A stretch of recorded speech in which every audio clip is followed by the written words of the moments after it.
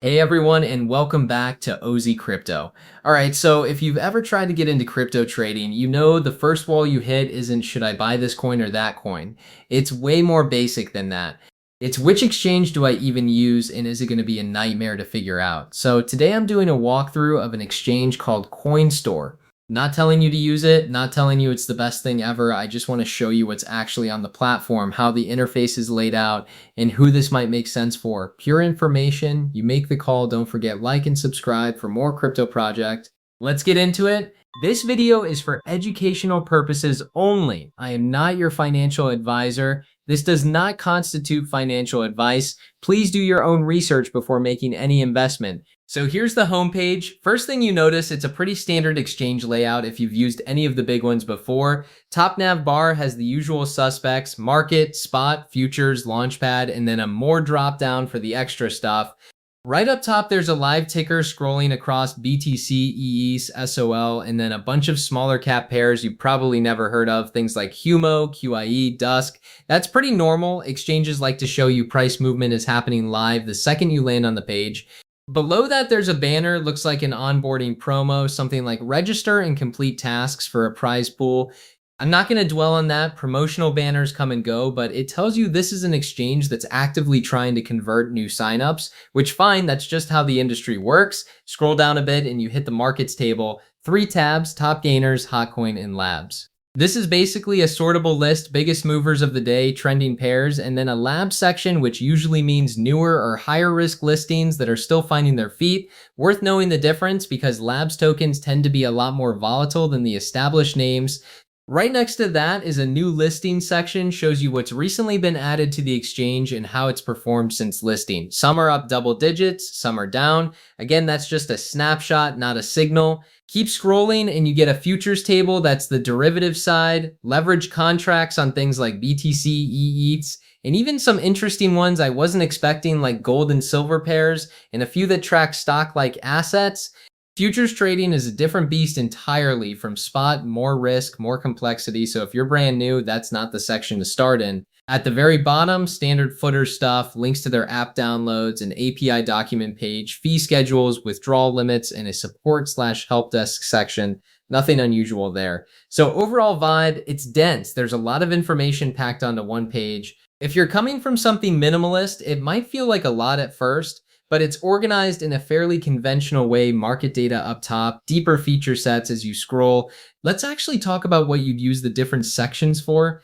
Spot trading this is the most straightforward part of the platform. You're buying and selling actual coins at the current market price. No leverage, no contracts expiring. If you're just starting out and want to understand how an order book works, this is where you'd spend your time. Futures, this is the leverage side. You're trading contracts that track the price of an asset rather than owning it directly.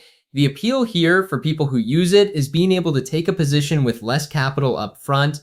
The trade-off is that losses can move just as fast as gains, so this is generally considered a more advanced tool, not a beginner one.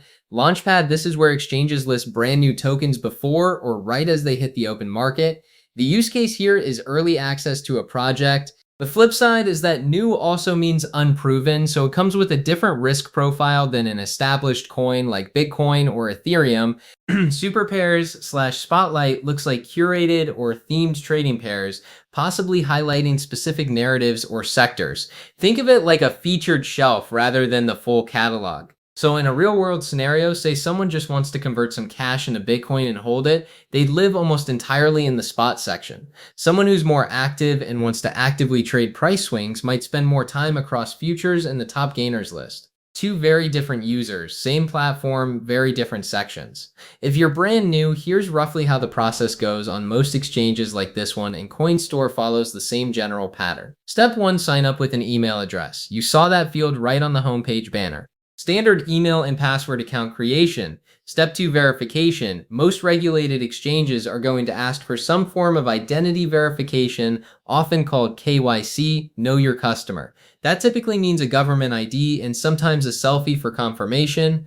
This isn't unique to Coinstore. It's an industry-wide requirement tied to financial regulations. Step 3, securing the account. Before you do anything else, this is the point to turn on two-factor authentication. Don't skip this step. A password alone is not enough protection for an account that's going to hold real money. Step 4, funding the account. This usually means either a direct crypto deposit from another wallet or a fiat deposit depending on what payment rails are supported in your region. Step 5, your first trade. Once funded, you'd head to the spot market, pick a pair like BTC/USDT, and place an order. Most platforms let you choose between a market order buy or sell instantly at current price or a limit order where you set the price you're willing to trade at and wait for the market to reach it. That's genuinely it. The mechanics are very similar across most centralized exchanges. The differences tend to show up in fees, available coins, and interface polish rather than the actual sign-up flow. Quick note for the more experienced folks watching, there's an API document section linked in the footer that tells you Coinstore supports programmatic trading, meaning you could connect trading bots or custom scripts if you're into that kind of thing. There's also the futures section we mentioned, which includes advanced order types and leverage settings for people comfortable with that level of risk. And if you poke around the More menu, there's usually deeper charting tools available once you're inside an actual trading pair, things like technical indicators, depth charts, order book visualization. Not something a first-time user needs, but good to know it's there once you grow into it. So who's this actually for? Honestly, based purely on the layout, this feels built for someone who already has some exchange experience and wants a wide range of markets in one place, including some smaller or newer tokens you won't find everywhere. The futures and Launchpad sections in particular are clearly aimed at a more active trader, not someone making their very first crypto purchase. If you're a total beginner, I'd say spend extra time just sitting in the spot section, get comfortable with a market order versus a limit order, and don't even look at the futures tab until you understand the basics. That's not a Coinstore specific tip. Honestly, that's true of pretty much any exchange you start on. So that's the walkthrough homepage layout, the core feature set, how onboarding works, and a quick look at what's available once you level up. Like I said at the top, none of this is telling you what to buy or where to put your money. That part's entirely on you, and it's worth doing your own research before moving any funds anywhere.